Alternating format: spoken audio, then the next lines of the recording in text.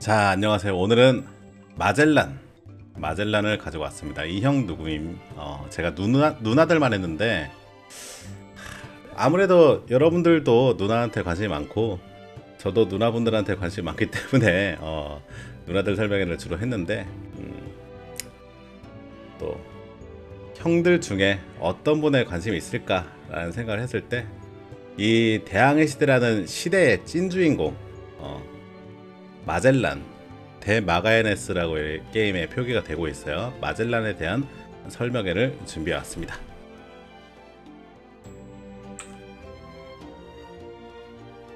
페르난도 마젤란 1480년생이고 1521년 41살에 돌아가셨습니다. 영어로는 페르난도 마젤란, 포르투갈어로 페르낭 드 마갈량이스, 그리고 스페인어로 페르난도 데 마가야네스라고 해요. 요게 인게임에서는 스페인어를 사용한 거죠. 요게 좀 마음에 안 든다, 그죠? 이게 데마가야네스 이거 보고 야, 얘는 마젤란이구나 이 생각 바로 떠올리신 분들 많이 안 계실 거예요. 사람들이 마젤란 하니까 그렇게 이제 인지를 하는 거지. 요 바로 이제 이 사람을 보고 마젤란이라고 떠올린 분이 많지 않을 것 같습니다.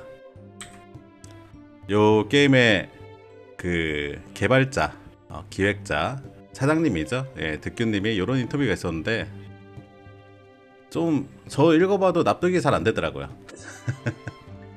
예, 마지막에 쓴 나라, 그러니까 가장 오래 머물렀던 국가 기준으로 이름을 맞췄다고 하는데, 야, 그러면 벨테브레는 우리 벨테둥절? 박연님이 아니고 벨테브레라고 하는데 이거는 어떻게 된 건가? 밑에 보면은 또 이제 이런 표기법이 올바르게 되는 게 거북하더라도 이제 우리가 겪고 가야 된다라고 얘기하는데, 강낭콩? 이게 전형적인 사람들이 많이 쓰니까 표준어가 바뀐 사례 아닌가요? 강낭콩이 표준어였다가 강낭콩이라고 사람들이 많이 하니까 강낭콩이 되고, 뭐 짜장면, 자장면 이렇게 되는 거고, 자장면이 짜장면이 되고, 결국 사람들이 많이 알고 많이 부르는 게 표준어가 되는 그런 게 아닌가라는 생각을 해가지고 별로 공감이 안 되더라고요. 그죠? 뭐 요런 이슈들이 좀 있죠, 이 게임에. 뭐 콘스탄티디에, 뭐 알리스칸다리아, 뭐 이런 게 있죠. 예. 그냥 사람들이 익숙한 거로 써줬으면 좋겠다 하는 생각합니다. 예. 그래서 페르난도 마젤란이다. 저는 마젤란이라고 표현을 하겠습니다. 예. 세계 일주, 대항해 시대의 찐 주인공. 이 사람을 알면은 대항해 시대의 거의 뭐 80%, 90%를 알 수 있습니다. 예, 그만큼 중요한 분이고, 세계 일주를 했다 이거에 중요한 게 아니라 세계 일주를 할 수 있었던 그 시대적 배경, 그리고 하고 나서 바뀐 이런 시대적 흐름, 이런 것들이 중요합니다. 그래서 그 시대 격동기에 굉장히 중요한 역할을 했다라는 인물이고, 열전으로 이렇게 있어요. 포르투갈 출신의 항해사이자 탐험가, 최초의 세계 일주 항해를 시도했다. 모난 성격으로 부하들과 자주 충돌을 일으켜서 고난 속에 태평양을 거누며 활발한 정복 활동을 했다. 근데 막탄 섬에서 이제 사망했다. 그리고 그의 함대가 살아남아서 세계 일주에 성공했다. 사실 마젤란이 세계 일주를 완주한 게 아니라 그 이제 남은 최후의 18인 이 세계 일주를 한 거죠. 엄밀히 말하자면은. 하지만 마젤란으로 이제 알려져 있죠. 요번에 일대기를 얘기하면은 젊은 날은 이 인도 총독들 얘기를 할 수밖에 없어요. 포르투갈 출생이고 어릴 적에 궁정의 시동으로 일했습니다. 마젤란이. 시동은 이제 궁정에 높으신 분들, 시중을 드는 아이들, 이런 거를 시동이라고 하는데, 왕비의 시동이었다고 해요. 예, 왕비의 그 시중을 드는 사람이었다. 그렇게 살다가 25살에 사병 자격으로 인도 총독으로 임명된, 요분이 최초 총독이에요. 포르투갈에서 인도에 처음으로 발령하는 총독입니다. 그 전에 바스코 다가마가 뭐 인도 방문하고 인도에 사람들 죽이고, 뭐 짜장이 아니라 카레 사건, 이런 것도 나중에 이야기할 거리가 있을 것 같아요. 예. 그런 거 얘기하면서 인도 총독은 더 깊게 얘기하고, 여튼 큰 규모로 첫 총독을 파견시키는 그 자리에 사병 자격으로, 병사 자격으로 참여했다라는 겁니다. 그렇게 파견돼서 포르투갈 해군으로 인도양에서 계속 근무를 해요. 디우 해전에도 참전을 한다고 합니다. 디우 해전도 나중에 또 이야기할 기회가 있을 것 같아요. 그 인도양 지역에서 포르투갈이 주도권을 가져오는 그런 중요한 사건입니다. 예. 요분은 열전이 이렇게 됩니다. 우리 마젤란 관련해서는 게임 내 구현되어 있는 항해사들이 많아요. 너무 많아가지고 이 열전을 일일이 읽어드리면은 시간 너무 많이 걸릴 것 같고, 이렇게 간단하게 보시면 될 것 같아요. 그러고 이제 1509년에 마젤란 29살에 요 드세케이라, 디오고 드세케이라라는 분이 그 물라카라고 표현되어 있죠. 예, 말라카의 대사로 임명됩니다. 그러니까 대사로 파견되는 건데, 왕이 이제 물라카를 안 가봤으니까 거기 한번 가봐라, 가가지고 정황도 보고 우리 교육도 할 수 있게 그렇게 해봐라 라는 파견을 보내는 거예요. 거기 말라카로 같이 가는데, 거기서 뭐가 수가 틀려가지고 그 술탄국한테 공격을 받는다고 합니다. 술탄한테. 그때 마젤란이 탈출할 때 사람들도 많이 구하고 세케이라도 좀 지켜주고 이런 것들의 탈출의 공로가 있어서 영예를 받고 이제 승진을 했다고 합니다. 그리고 1511년 마젤란이 31살 때 요 아폰소 드 알부케르크 동방의 카이사르라고 하는 분이에요. 요분도 굉장히 중요한 총독입니다. 요번에 말라카 정복에 아까 쫓겨났잖아요. 쫓겨난 곳을 이제 공격합니다. 공격해가지고 정복을 해요. 예. 말라카 정복에 참여를 하고, 요때 가가지고 1512년에서 13년, 요거는 정확한 시기를 모른다고 해요. 여기 그 엔리케 드 말라카라는 노예를 구합니다. 요분이 뭐 마음에 많이 들었던 것 같아요. 현지 생활하면서 현지인인데, 물라카 밑에 있는 뭐 수라바야 그 섬 출신인데 똘똘하고 마젤란의 마음에 좀 잘 들었나 봐요. 그래서 세례도 해주고, 이제 계약 노래 관계, 너 오늘부터 내 노예다 해가지고 쇠사슬을 찬 게 아니라 그냥 따르는 수행원처럼 이렇게 계약을 맺은 거죠. 예. 계약을 맺어가지고 엔리케 드 말라카랑 같이 리스본으로 귀환합니다. 요때 이제 그 알부케르크의 정복에 이분도 같이 참여해요. 이분이 꽤 중요한 역할을 하는데 프란시스코 세항 요분입니다. 그 마젤란의 사촌이자 친구였다 라고 하고, 이분은 그 원정에서 계속 이제 참여를 같이 해가지고 저쪽 반다 안본 몰루카 제도 거기까지 갑니다. 거기까지 가고 태평양의 서쪽 끝까지 발견했다 라고 얘기를 해요. 그러고 뭐 거기서 이제 뭐 현지 생활을 하다가 현지처도 구하고 이렇게 생활을 하다가 배가 조난이 당해가지고 테르나테, 반다 안본 위에 있는 곳이 테르나테죠. 예, 지도 보여드릴게요 이따가. 거기에 가서 군사 고문으로 활동하게 됩니다. 그러면서 마젤란한테 편지를 써요. 야, 여기는 정향이, 그 당시는 정향이 또 이 후추 메타가 살짝 가고 정향 메타가 또 오고 있었는데, 약재로서 유럽에서 엄청나게 비싸게 취급을 받았다고 합니다. 같은 무게의 금 같은 무게의 금이라는 표현을 많이 쓰죠. 이 당시 또 같은 무게의 금은 정향이었다. 근데 정향나무가 있는 거예요. 여러분들 생각해 보십시오. 나무에 금이 나요. 나무 열매가 지나가는데 저 나무 열매가 금이야. 그걸 본 겁니다. 테르나테에서. 그래서 그 얘기를 자기 사촌이자 친구인 마젤란한테 편지를 써가지고 보내요. 마젤란이 리스본 돌아가서 그 편지를 받고 난 뒤에 정향뽕에 취해 있는 겁니다. 아, 저기 가면은 우리 사촌이 군사 고문도 하고 있고 나무에 금이 어마어마하게 많이 나더라, 정향이 많이 나더라, 그런 뽕에 취하게 됩니다. 이 편지가 굉장히 결정적인 역할을 한다고 알고 있습니다. 그래서 프란시스코 세항, 중요한 인물이다. 나중에 마젤란 원정대가 이분을 찾는데, 그때쯤에 마젤란이 죽을 때쯤에 이분도 같이 죽었다고 해요. 정치적인 이 군사고문을 하다가 정치적인 거기에 휘말려가지고 죽고 없었다 가니까. 이게 몰루카 제도죠. 예, 나무, 정향나무가 있는, 나무에서 금이 나는 섬입니다. 요 당시 인식으로. 예. 몰루카 제도 당시의 그림이고 보면은 뭐 테르나테 요쪽이 뭐 밑에 있는 쭉쭉 섬인 것 같아요. 수요 공급. 근데 정약나무가 이쪽에서만 나는 것 같아요. 그리고 지도로 보면은 요런 느낌. 말루쿠 제도, 말루쿠, 반다. 어딘지 아시겠죠? 우리 동남아에서 사냥하시는 분들, 무역하시는 분들 아시겠죠? 안본, 반다, 뭐 테르나테 이렇게 얘기하는 겁니다. 딜레까지 포함되나요? 이렇게 얘기되는 거고, 우리 게임 내에서도 육두구, 메이스, 정양 이렇게 이제 주요 교육품으로 쓰고 있죠. 자동 이동 되더라고요. 이번에 패치돼가지고. 요 당시에는 패치 전이라서 안 됐던 것 같아요. 그래서 조난당해서 이렇게 갔다. 여기까지는 갔는데 어떻게 테르나테는 못 갔다.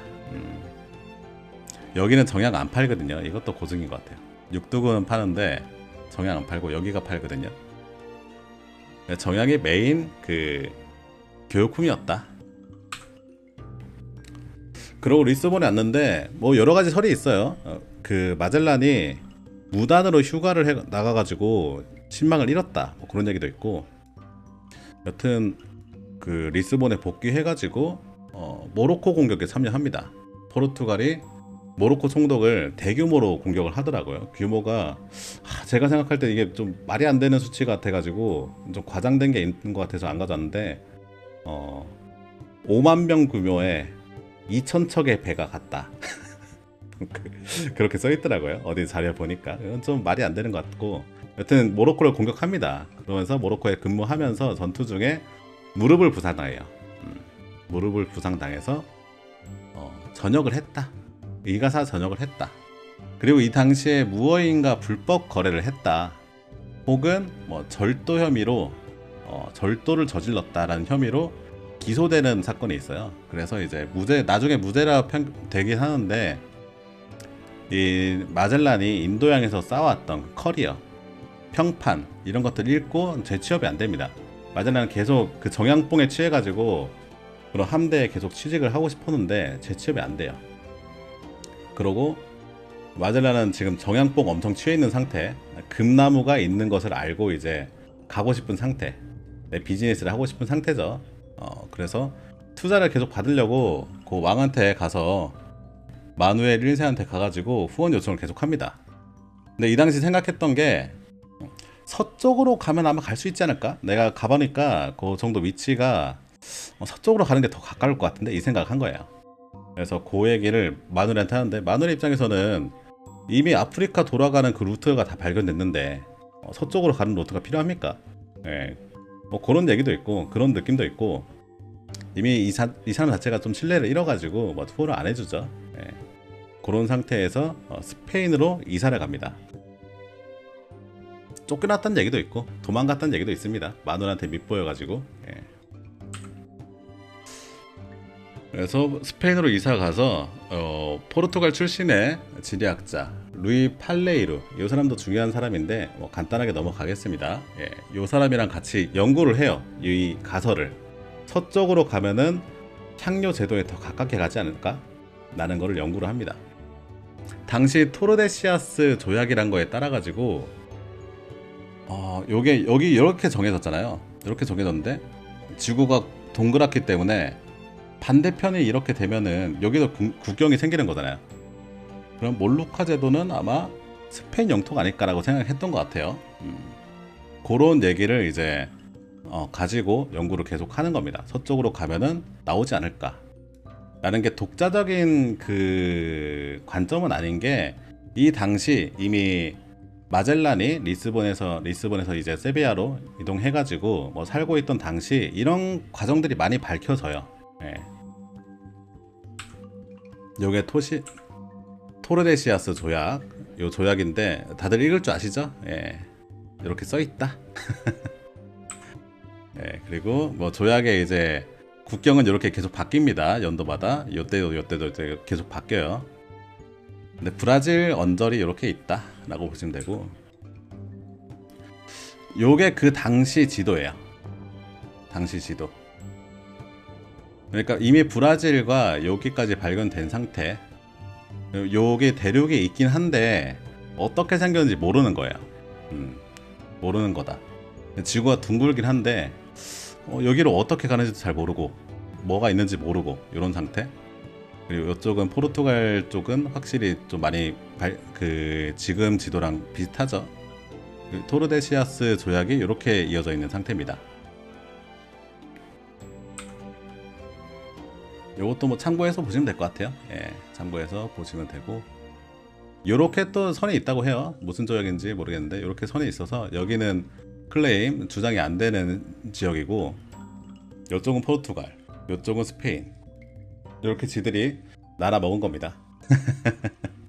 요쪽은 뭐 기존 국가니까 남긴다 이런 게 좀 있었던 것 같아요. 그래서 요거까지는 알고 있었던 내용인데 여기를 모르니까 여기 선을 모르는 거잖아요. 그런 상황입니다. 그리고 스페인과 포르투갈의 대항해 시대 경쟁에 대해서도 생각해 봐야 될, 이것도 논해 봐야 될 것 같아요. 요거는 콜럼버스 얘기가 나오는데, 그러니까 정약 메타 전에는 후추 메타예요. 후추 메타. 후추가 금이었습니다. 예. 같은 무게의 금과 같았다. 이 표현이 후추에서 나오는 거예요. 여기서는 후추를 가져와야 되는데 이게 지중해에서 꽉 잡고 있고 그 베니스 애들이랑 아랍 애들이 꽉 잡고 있고 이거를 가져오고 싶은데 포르투갈은 1420년부터 엘리케 왕자가 탐험 후원을 해요. 그래가지고 20년부터 파견을 합니다. 근데 스페인은 보면서 저 새끼들 뭐하지? 야 저거 그냥 뭐 베니스 상인한테 사면 되는데 뭐하지? 이렇게 생각했던 거예요. 그러다가 68년 만에 막 이렇게 남쪽 가다 보니까 더 남쪽에 가는 게 없더라더라. 아프리카 최남단을 발견한 거죠. 여기선 꺾어가지고 좌회전 하면은 인도로 갈 수 있더라. 이거를 발견합니다. 1488년. 이거 보면서 느낌이 살짝 쎄한 거죠. 뻘짓하는 줄 알았는데 68년 동안 뻘짓하는 줄 알았는데 느낌이 좀 쎄한 거죠. 포르투갈은 동쪽 코인에 몰빵을 했고 스페인은 지금 코인 자체를 안 산 상태예요. 안 산 상태. 근데 코인 자체가 막 떡상하는 거예요, 얘가. 아, 나도 그때 살 걸 이런 후회 들면서 여기서 콜럼버스 썰을 듣고 서쪽 코인에 몰빵합니다. 예. 콜럼버스가 뭐라고 했냐면은 님들 서쪽으로 가면 인도 나옴. 인도 아니더라. 인도가 아니라 뭐 이쪽에 아시아, 중국 나옴. 내가 계산해 봤는데 조금만 가면 나온다. 이 당시 사람들이 이 얘기를 듣고 중신인가? 뭔 소리지? 이 생각을 했다고 해요. 예, 이것도 이따가 말씀드리겠습니다. 그러고 요거는 서쪽 코인에 탄 거죠. 서쪽 코인 탑승한 거죠. 동쪽 코인 너무 올라서 못 타니까 서쪽 코인 탄 겁니다.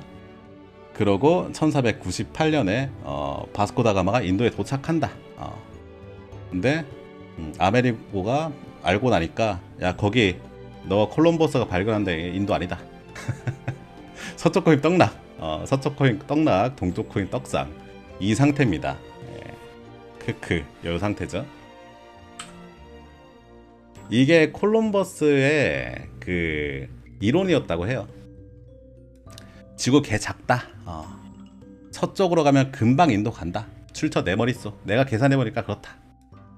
뭐 그런 얘기 많이 하잖아요. 예. 지구가 둥글다는 그 당시는 지구가 평면이라고 생각했고 저쪽으로 가면은 땅에 끝이 있어가지고 뭐 그런데 이미 지구가 둥글다는 얘기는 한 200년 전부터 다 알고 있었대요. 그거 모르는 사람 없고, 근데 계산상 안 맞는 거예요. 이게 서쪽으로 얼마나 모르는지, 얼마에 가야지 나오는지가 계산이 안 나오는 거예요. 너무 머니까. 그래서 근데 콜럼버스는 생각을 이렇게 한 겁니다. 지구 개 작다. 세비야에서 아도레스 가는 정도만 가면은 여기가 뭐 그 나팔만가요? 거기까지 가는 정도면은 그 정도만 가면 일본 간다. 그리고 중국도 가고 여기 가면 인도도 간다. 이 생각을 한 겁니다. 그래서 제노바에 가서도 포르투갈에 가서도 영국에 가서도 그 PPT를 하는데 이 미친놈인가? 왜냐 자기들 상식으로는 이게 안 맞거든요. 계산이 이미 다 돼 있습니다. 지구 크기가 알고 있어요. 미친놈인가? 이렇게 생각하고 있는 거예요. 실제로 요만큼 가면은 일본이 있었던 게 아니죠. 여기서 더 가가지고 이거를 발견한 겁니다. 실제로는 이랬다. 우리는 답을 알고 있죠. 정답을 알고 있죠.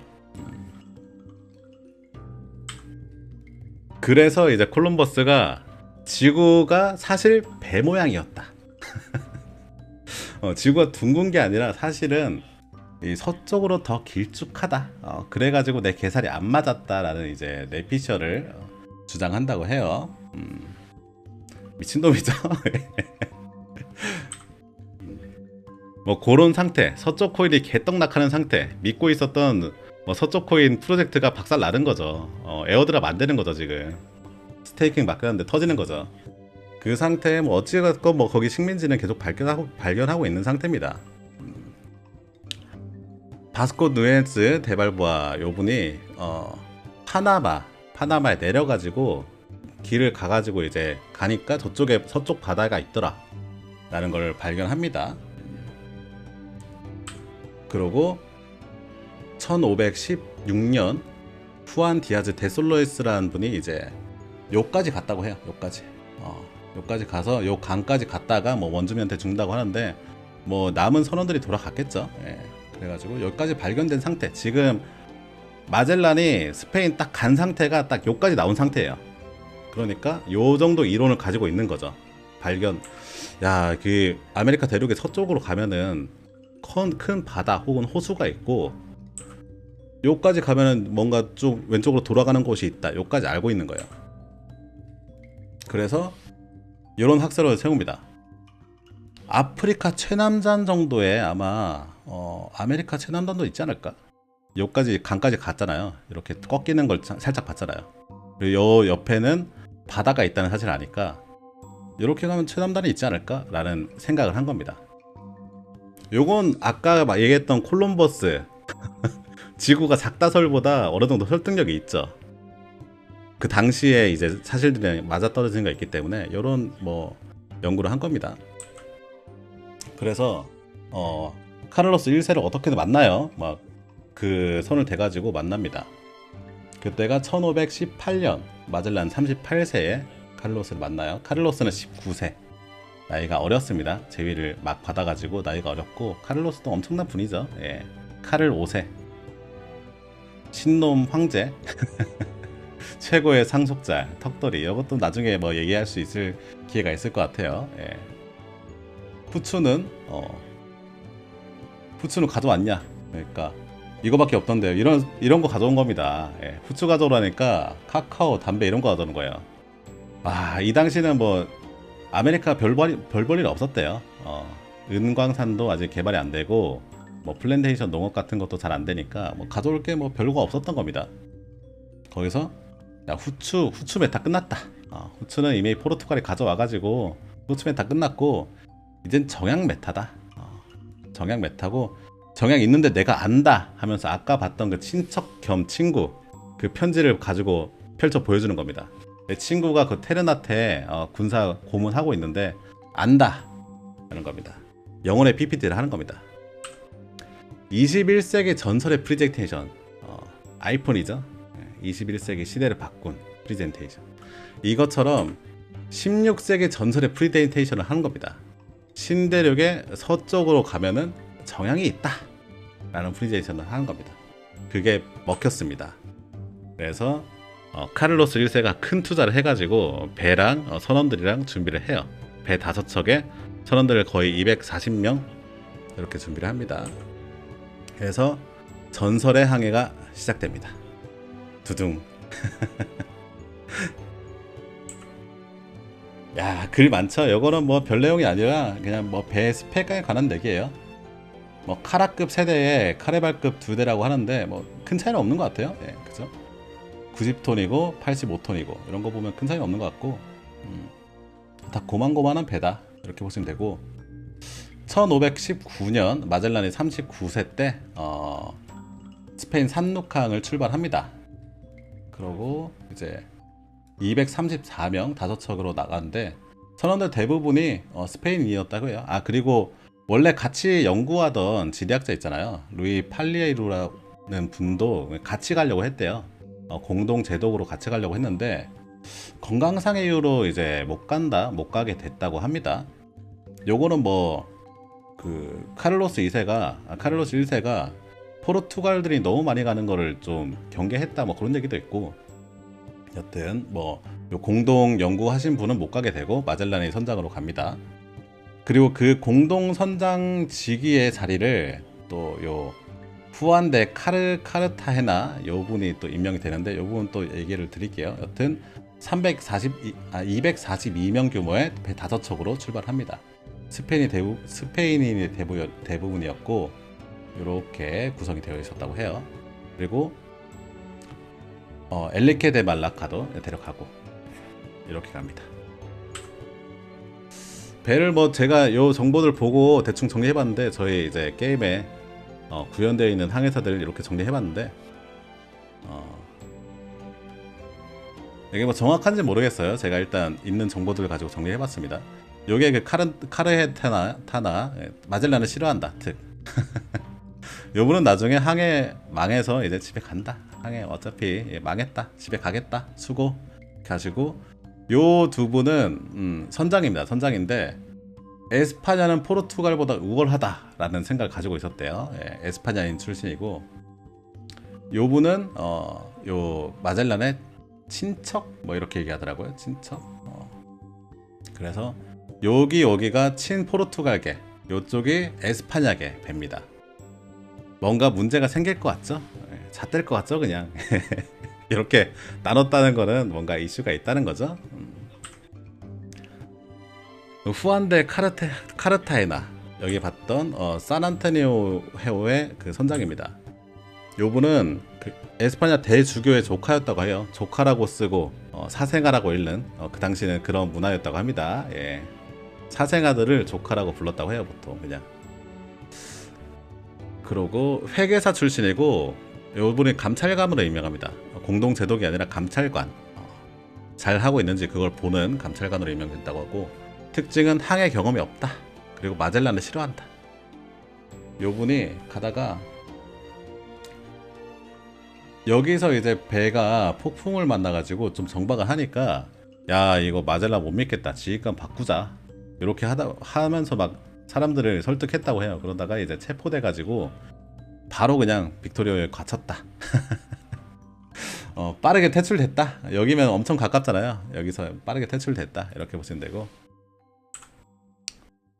뭐 그렇게 하고 항해를 쭉 합니다. 항해를 쭉 해서 요쪽이 최남단이었다고 생각했다고 했잖아요. 그래서 여기 쭉 들어갔다가 여기 강인 것 같은데 이렇게 쭉 나오고 여기 들어갔다가 나오고 들어갔다 나오고 최남단을 찾기 위한 노력이 보이나요? 네, 이렇게 계속 왔다 갔다 하는 거 그렇게 하다가 여기에 상륙했다고 해요. 여기 뭐 사람들이 항구를 만들어 놓은 거 아니고 자연항이라고 하는데 자연적으로 이제 배를 댈 수 있는 그런 환경이 돼 있는 곳을 얘기하나 봐요. 푸에르트 산 줄리안이라는 자연항 요 정도 위치에 있는 곳에 상륙을 합니다. 야 근데 이게 보십시오. 마젤란은 확신이 있어요. 근데 항해사들은 야 이것도 실패하고 여기가 원래 이론이었잖아요. 여기 실패하고 여기도 실패하고 여기도 실패하고 몇 번 봐줬어. 계속 몇 달 동안 봐줬는데 계속 방향을 못 찾는 거예요. 그러면은 이 프로젝트는 망했다고 생각하는 게 상식적이지 않겠습니까? 마젤란은 이번 아니면은 다음 기회가 없다고 생각하기 때문에 무리하게 갈 수 있겠지만은 거기 타고 있는 선원들은 이 프로젝트가 목숨 걸 만한 것인지에 대한 의문이 많이 들 것 같아요.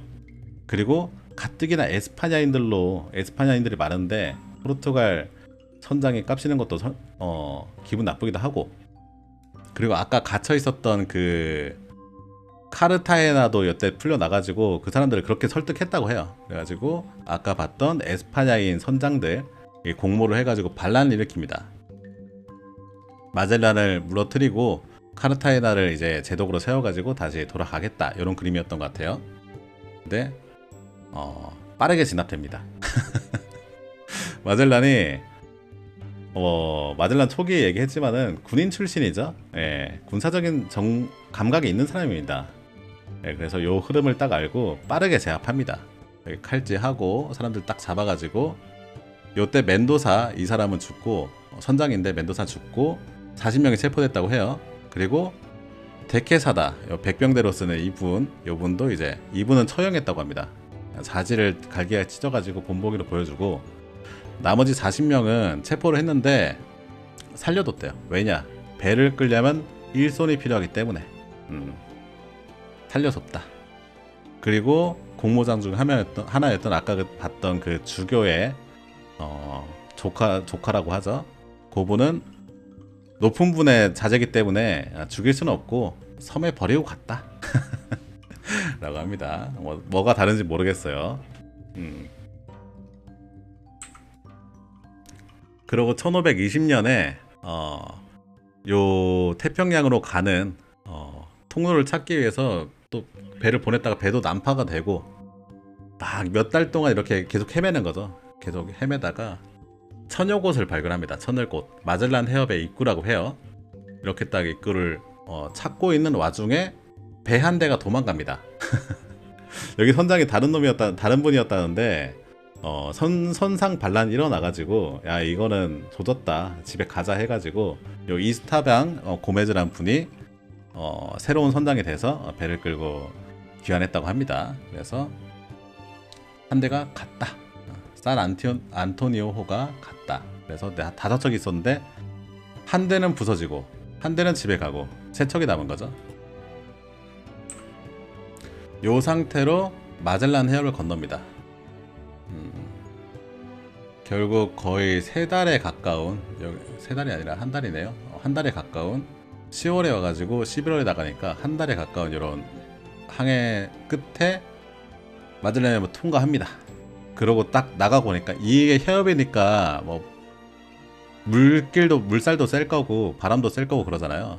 딱 여기 나가니까 아 이제 더 이상 육지가 없다.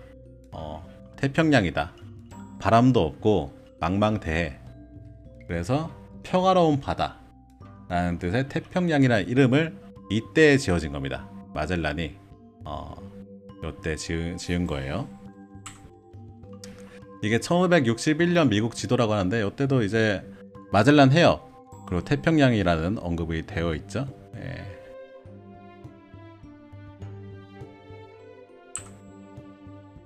지도로 보면은 실제 지도로 보면은 이런 식으로 항해를 한 겁니다. 왔다가 여기가 남다리인 줄 알았는데 아니었죠. 그래서 계속 찔러 봅니다. 계속 찔러 보이는 거 보이나요 여기? 찔렀다가 안 되다가 여기서 반란 한번 일어나고 하나 집 가고 여기서 찾아가지고 여기서 돌아가는 거죠. 네, 이 길이 보이시나요? 이 길이 3달 동안에 고난의 행군을 시작합니다. 태평양이 발견되긴 했는데 이렇게 먼 줄 몰랐던 거죠. 이렇게 먼 줄 몰랐던 거죠. 그리고 가는 길에 섬들을 못 만나요. 요런데 무인도 뭐 요런 데만 도착하고 사람들이 살고 있는 섬을 못 봅니다. 그래가지고 먹을 것도 없고 사람들 막 선원들 다 괴혈병으로 쓰러지고. 근데 장교들은 말린 모과를 먹었기 때문에 괴혈병에 걸리지 않았다. 군대는 역시 장교로 가는 게 좋다. 사명보다. 그런 느낌입니다. 그렇게 쭉 가다가 괌에 도착합니다. 3달 만에. 1521년 3월 6일 괌에 상륙합니다. 그래서 식량을 보급해요. 참으로 원주민들이 있었어요. 원주민들은 식량을 보급한다는 게 뭐겠습니까? 거기 있는 걸 가져갔다는 거죠. 그러니까 뭐 물물교환, 여기 사람들이 배 타고 돌아다니는 사람들이잖아요. 그래서 물물교환 이런 교육에 대해서 익숙했고 우리가 식량을 제공했으니까 우리도 가져가야지 하면서 칼이랑 보트 같은 거 가져갔다고 합니다. 근데 그 생각이 마젤란은 달랐던 거죠. 식량 보급은 일단 당연한 거고 식량 보급은 당연한데 그 물물교환을 할 생각이 없었던 거죠. 그래서 도둑놈들이다. 허락도 받지 아니하고 가져갔다. 말도 안 통하고 하니까 그게 좀 의사소통이 안 됐나 봐요. 그래서 습격대를 보내가지고 사람들을 죽이고 집을 불태우고 물건을 되찾아옵니다. 도둑질 당한 걸 가져왔다고 보이나요? 아니면은 물물 교환 자기가 도둑놈인가요? 식량 보급은 뭘 주고 한 건가요? 그러면 그런 생각이 들죠. 그래서 포르투갈 에스파냐의 약탈 DNA가 발동한 거냐 이제부터 그런 생각이 살짝 듭니다. 그렇게 이제 괌에서 출발해가지고 이제 먹을 거 챙겨가지고 온 거죠. 이렇게 필리핀에 오는데 필리핀의 자말이라는 데 발견한다고 해요. 그리고 호모논 여기 도착해가지고 어부들 만나서 물물 교환, 이때는 또 물물 교환했다고 합니다. 물물 교환하고 또 이제 아픈 선원들 회복하는데 좀 시간도 걸리고 뭐 그랬다고 합니다. 그리고 한 일주일 열흘 정도 있다가 요쪽에 리마사와 섬에 정박을 하는데 요런 작은 보트 타는 어부들을 또 만났대요. 그래가지고 말을 해보니까 엔리케 드 말라카라는 그 선원이 있다고 했잖아요. 요분이 아까 그 말라카에서부터 그 마젤란을 따라온 계양노예 수행원 같은 존재죠. 요분이랑 말이 통했다고요. 수마트라 출신인데 말이 통했다고 합니다. 여기가 수마트라 계가 와가지고 또 건국한 뭐 그런 게 있었던 것 같아요. 나라가 그래서 말이 통했다. 그래서 아 이제 왔구나, 우린 살았다 이런 생각한 거죠. 근처에 대형 전합이 있었는데 여기에 사냥 나온 지역 통치자들이 있었다고 합니다. 그래가지고 뭐 말 좀 섞다가 왔냐 뭐 그렇게 얘기하다가 가까운 무역항을 물어봤대요. 물어보니까 옆에 가면 세부라는 데가 있다 해가지고 발랑가이 타고 자기도 돌아가는 김에 에스코트 해가지고 세부로 돌아갔다고 합니다. 그래서 1521년에 4월 7일에 세부에 도착합니다. 세부 왕이 이제 라자 후마본이란 분이래요. 그래서 딱 보고 여기가 교역하던 동네예요. 다른 사람들을 이방인을 만나본 적이 없는 그런 폐쇄된 동네가 아니라 항상 중국인이랑도 하고 뭐 조선도 했다고 하고 일본인이랑도 하고 교역하던 동네예요. 그래서 물문교환하러 왔으면은 조공을 줘라 라고 하니까 마젤란이 야 우리는 세계에서 가장 강력한 에스파냐 왕은 조공 같은 거 안 바친다. 바칠 필요 없다. 전쟁 아니면 평화를 선택하라 라고 얘기를 했다고 해요. 네, 라자 후마본이 눈물을 흘리면서 개종을 했다고 하는데 요게 좀 의문이에요. 예. 전쟁 이렇게 강하게 나오는데 이게 서양 문명의 강대함을 보고 굴복을 했다. 아니면은 기독교 문명의 선진적인 그런 부분을 보고 개종을 했다. 이렇게 보기 좀 납득이 안 되죠. 예. 왜냐? 얘들은 몇 달 동안 그지꼴입니다. 몇 달 동안 밥도 못 먹고 계열병 걸려가지고 그지꼴로 온 배 세대를 가지고 여기 배를 처음 먹은 것도 아니고 막 후기에 이제 막 철갑선 이런 것도 아니고 그런 그지꼴로 온 애들을 보고 눈물을 흘렸다. 이거는 납득이 안 되고 그래서 제가 보면서 역사적인 상상력을 좀 발휘해봤어요. 제 생각에는 이 통역을 드 말라카가 했잖아요. 드 말라카가 야 이대로 얘기하면 좋겠구나 해가지고 좀 얌얌을 친 게 아닌가 그런 생각도 들고, 아니면은 이 라자 후마본이 막탄섬이란 게 또 이제 문제가 있었다고 해요. 자기 근처에 있는 섬인데 자기랑 이제 경쟁 관계에 있는 섬이죠.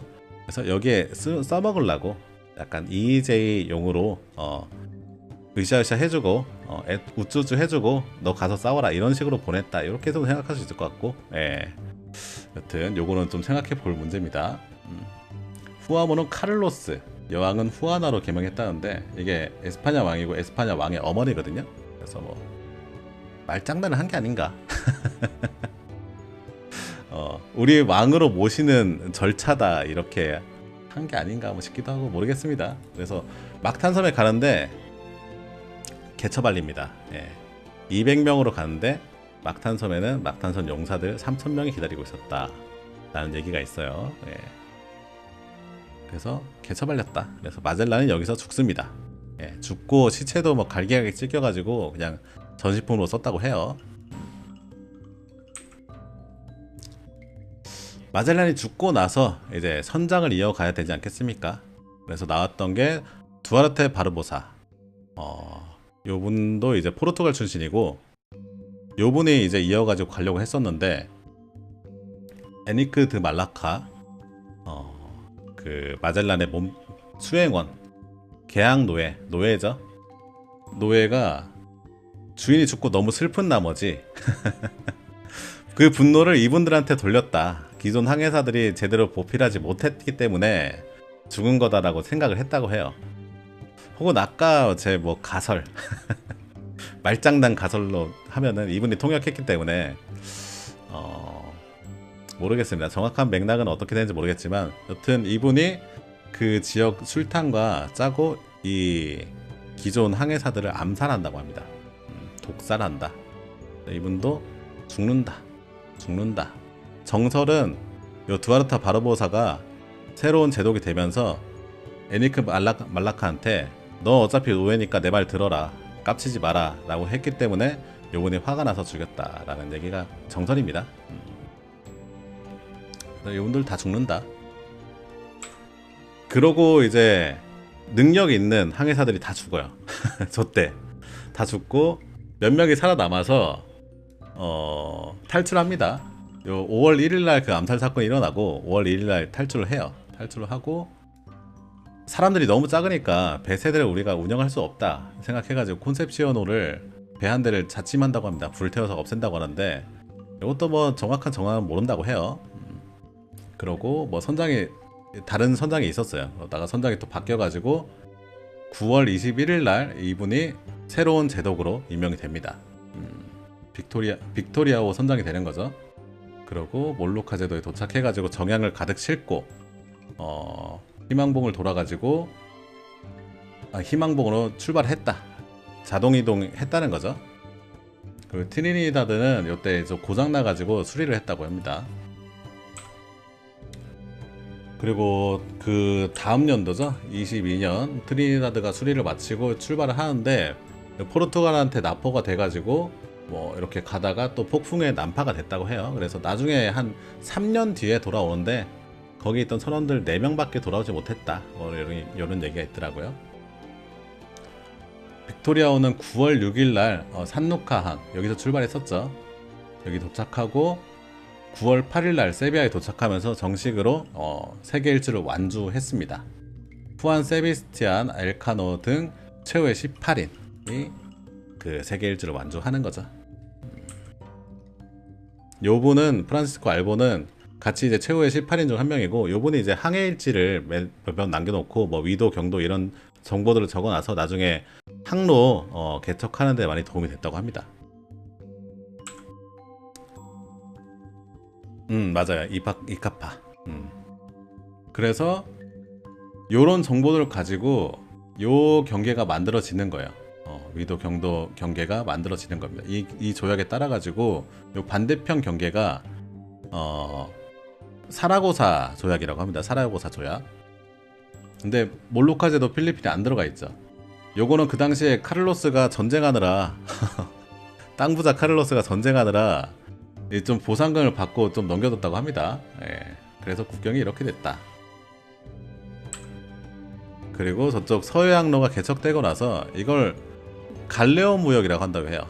이렇게 가가지고 베라크루즈, 파나마 이쪽에서 배 갈아타고 가가지고 쭉 마닐라에 갔다가 이렇게 돌아오는 그 에스파냐는 갈레온 무역. 그리고 이쪽에서 은광 잭박이 터지죠. 예, 은광 잭박이 터지고 이쪽 갈레온 무역을 하게 되고 포르투갈은 요 무역, 인도로 가는 무역 이렇게 무역로를 했다고 합니다.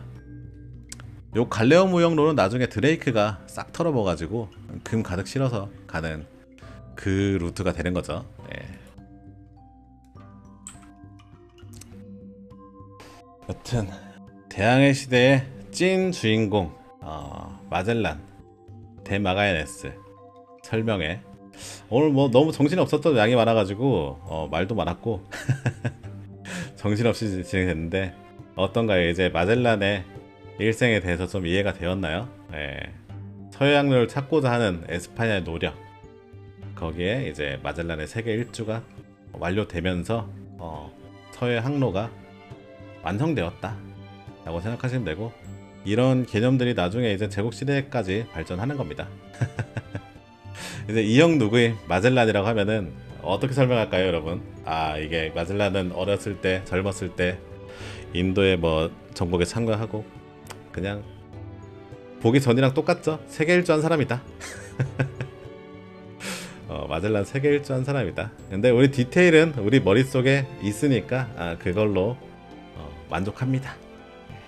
지금까지 황산갈매기였고요. 내용이 재미있었고 유익했다면 구독과 좋아요 눌러주시기 바랍니다. 저는 트위치 그리고 이제 유튜브에서도 생방송해요. 유튜브에서도 매일 10시 반부터 5시까지 생방송 예정이고 많이 와주시면 좋겠습니다. 시청해주셔서 감사합니다.